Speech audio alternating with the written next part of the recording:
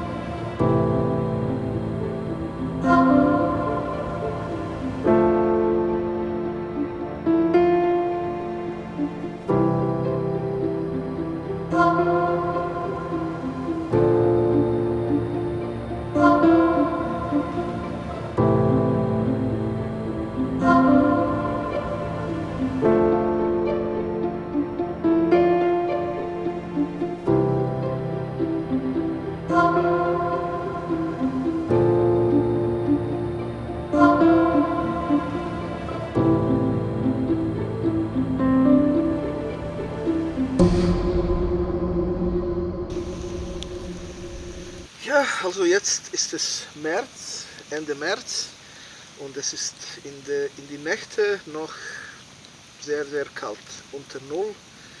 Also wir müssen eine gute Feuer haben, bevor wir ins Zelte gehen und ja, natürlich, wir haben auch Standheizung, das hilft. Ja, also das sollte man auf jeden Fall um diese Jahreszeit noch haben, entweder die Standheizung im Auto beziehungsweise dann vom Auto ins Zelt gelegt, weil sonst kann es ziemlich schnell wirklich knackig kalt werden. Und ja, wer das nicht hat oder nicht mag, für den sind dann, denke ich mal, die Touren ab Mai sehr zu empfehlen, wo es doch sich gut im Zelt aushalten lässt. Ja, normal ab Mai machen wir die Campingtouren, weil es ganz angenehm ist, in der Natur zu bleiben. Bis Mai, also in April, sind das Hoteltouren. Nach September, Oktober, November, Winter auch Hoteltouren. Aber im Sommer ist es am schönsten, irgendwo in der Wildnis zu sein. Ja. Und für die Hoteltouren meine Empfehlung, so habe ich damals vor etlichen Jahren mit Serbien angefangen, einfach mal mit dem Alec plaudern, wenn man sagt, okay, die Anreise ist einem vielleicht für 5 Tage oder 7 Tage zu lang. Wenn ich da eine kleine Gruppe finde, dass man sagt, man kann die Tour im Vorfeld oder im Nachhinein vielleicht auch um 1, 2 Tage verlängern, sodass die lange Anreise sich ein bisschen amortisiert. Ich denke mal, da kann man mit mir über alles sprechen. Ja, ja, alles geht. Also wenn man nicht genug Zeit hat, kann er kürzer auf der Tour bleiben oder eine Verlängerung, wie du gesagt hast. Ja. Alles ist möglich. Ich denke mal, das ist gerade für viele Deutsche, die eine relativ lange Anreise haben, 1500, 1700 Kilometer. Wenn man sagt, man kann das von 7 Tagen auf 9 Tage oder 10 Tage ausgehen. Wie gesagt, so habe ich damals angefangen und ich kann es jedem empfehlen. Sprechen Alec einfach darauf an und dann lässt sich vieles machen. Ja, die normale Tourdauer ist 10 Tage in die Campingtouren.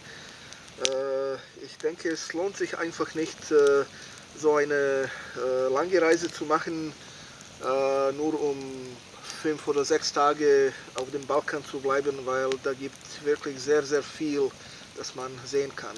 Auf jeden Fall.